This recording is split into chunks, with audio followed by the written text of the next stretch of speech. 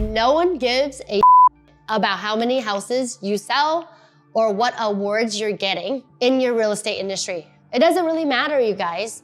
The awards, the glory, the hype, it doesn't matter, because what really matters is how many investment properties you have at the end of the day to set yourself up to retire, to live a life that you want to live, to have opportunities and time with your family, to travel, to have enough funds to make choices. That's the real win in life. So when someone gives you a certificate and like you sold 50 homes, like how many houses do you have? Do you have residual income? Are you waking up and someone's depositing their rent into your bank account? How many of those checks are you receiving when you're not working?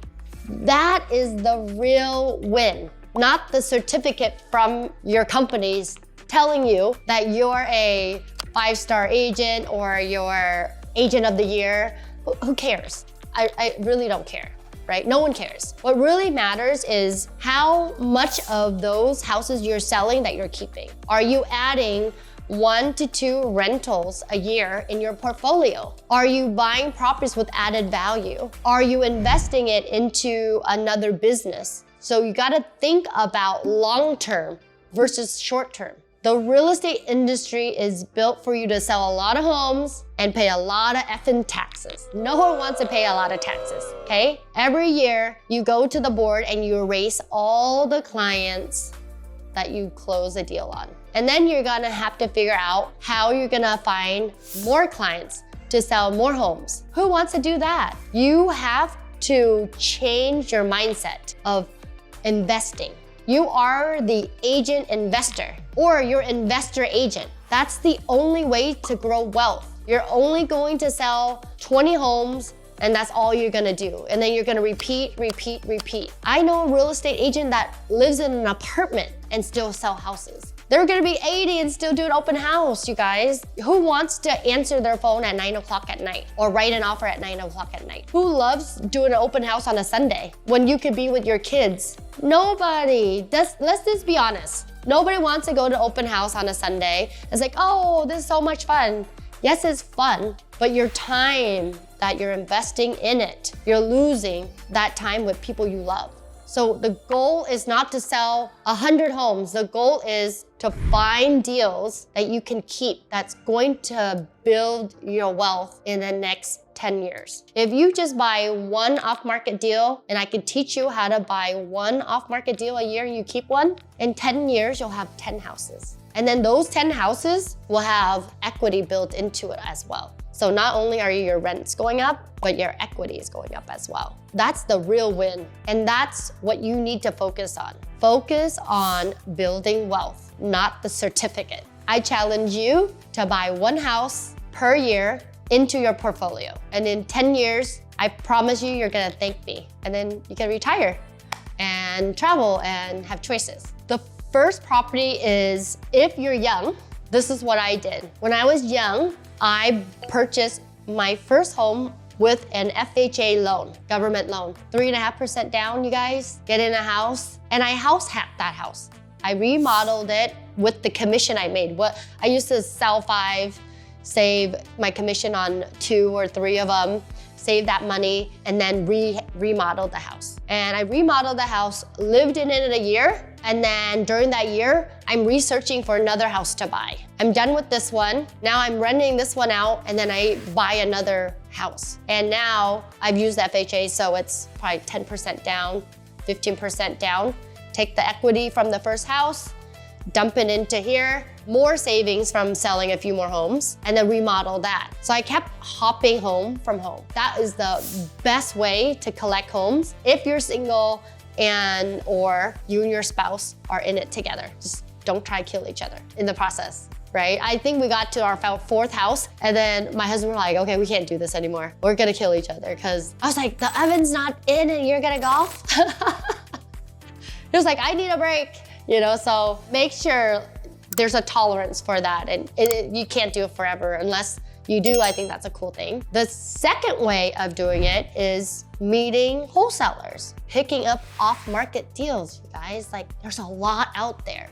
And if you're not flipping it, your margins are better, right? Because when you flip it, the margin has to have You have to buy it, then you have to be able to have enough equity for the remodel, and then the ARV, right? So the gap has to be probably at least 150 to 250 in equity in that house. But if you buy one and you remodel it to rent, you don't need that gap, right?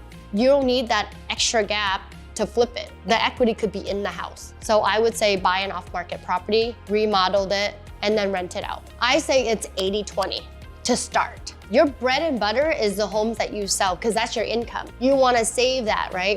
Every time you get a check, what I used to do is every time I received a check, half of the check went to my savings account and the other half was for taxes, spending, and my business. And I only gave myself half of the check to live off of with taxes. I didn't go buy a fancy car. I didn't go on that fancy vacation. I was laser focused on getting my rental properties before I had any of that. I used to drive a Kia van, you guys, like this giant red van that didn't even open. Like I had to yank the door to open it. I sacrificed a lot because I knew the journey. I didn't care what people had. You know, I had friends that were buying designer purse or Mercedes cars or living in these luxury homes, but that was their journey, it wasn't mine. And I was really laser focused in my own journey and what I needed to do to grow my wealth. And now I'm happy to say that for every kid, we have 2 houses for them. Instead of putting money into a 401k, I have real estate for my kids. And get this, if I pull a line of credit out of my house to buy another house, I get to write off that taxes on that. If you pull money out of a 401k, guess what happens? You get a penalty if you don't pay it back. So why would I put money in a 401k when I could put it in a house? I don't know why I knew this at a very young age. Because I remember writing an offer for one of my clients and he had to pull money out of his 401k. And he was like, okay, I can use the 401k, but I have to pay it back or else I'm gonna get penalized for it. And I was like, oh, because it's deferred tax, so that's why. But I was like, but why is it that if you have a house and you pull a line of credit out of it, there's no penalty? Just an interest, just like a credit card. And then when you buy a house, you get to deduct that on your taxes for a rental property. And I was like, this makes more sense. I didn't know all the answers, but I knew in my gut that was the way to go. And that's what I did. And so that journey, now I have those houses and they're all set. I don't have to worry about my kids' college. I don't have to worry about if I leave this planet one day that they have nothing left. I know that when I'm not here, they're set and I'm at peace. I don't have to stress about it. I feel really happy. And you guys, you don't have to have 100 homes. You don't have to have 100 doors or 20 apartments. You just find the right pocket for you. For me, if I can pay off all of my rentals right now, I'm good.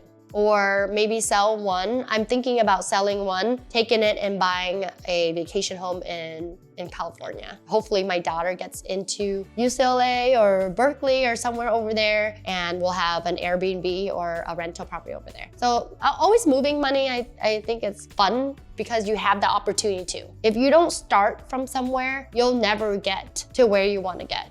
So focus on building your wealth. Don't focus on that $10,000 vacation. You have to change your mindset. You have to adjust. You have to scale back to go forward. Sometimes you got go all the way back. I remember I lived in this beautiful giant house. It was brand new construction and all my money was going towards the mortgage.